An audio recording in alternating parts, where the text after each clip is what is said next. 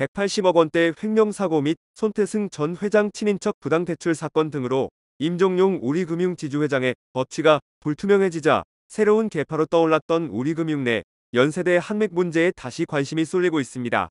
임종용 회장은 지난해 취임 일성으로 음지의 문화는 이제 반드시 멈춰야 한다고 강조하면서 계파 갈등을 해소하겠다는 의지를 처음부터 드러냈습니다.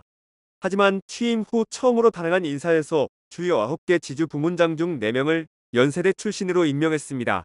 임종용 회장을 포함하게 되면 절반 이상이 특정 학교로 채워진 셈입니다.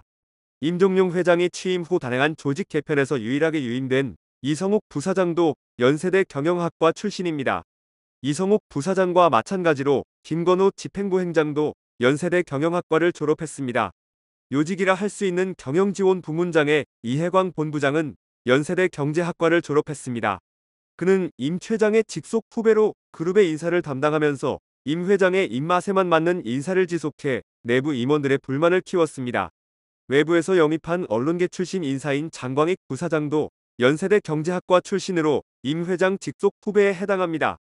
우리금융에서 브랜드 부문장을 맡았으며 우리은행 브랜드 홍보그룹 집행부 행장을 겸직 중입니다. 장광익 부사장은 특정 언론사를 제외한 나머지 언론사 광고비를 줄이거나 선택적 정보 제공하는 등 언론 길들이기를 한다는 비판을 받았습니다. 장광익 부사장은 모 인터넷 경제신문 대표의 개폭언을 하는 등 아나무인격 행동으로 해당 언론이 우리금융지주와 전쟁을 선포한 상태입니다. 해당 경제신문 부장은 대표가 장광익 부사장에게 모욕에 가까운 수모를 당한 후 장광익 부사장 낙마 없이는 휴전은 없다는 분위기라고 말했습니다.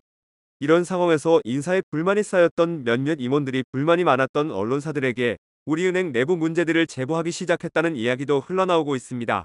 실제로 손태승 전임 회장의 비리 내용의 경우 우리금융지주에 보고된 내용보다 언론사에 제보된 내용이 더 정확했다고 전했습니다.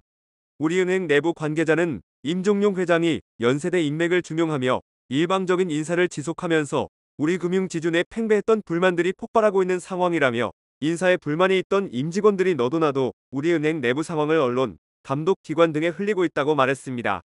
계파 갈등을 해소하겠다던 임종용 회장은 기존 계파였던 상업은행과 한일은행 간 집안 싸움을 조장하고 새로운 계파인 연세대 라인을 이용해 반사 이익을 보려 했다가 임기도 못 채우지 못한 채 물러날 처지에 놓였습니다.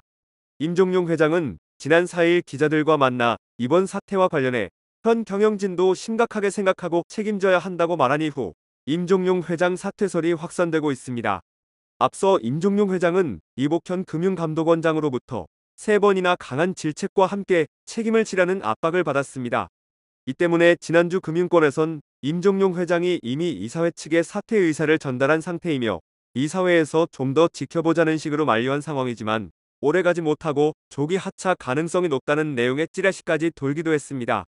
한편 임종용 회장이 추진해온 동양생명, ADL생명 등 인수계획은 대주주 적격성 논란과 함께 금융당국 승인 단계에서 좌절될 수도 있다는 관측도 제기되고 있습니다. 우리금융, 우리은행에 대한 기관 제재를 판단하는 금융위원회 역할과 기능을 고려하면 우리금융 현 경영진에게 유리한 결과는 없을 것으로 보입니다.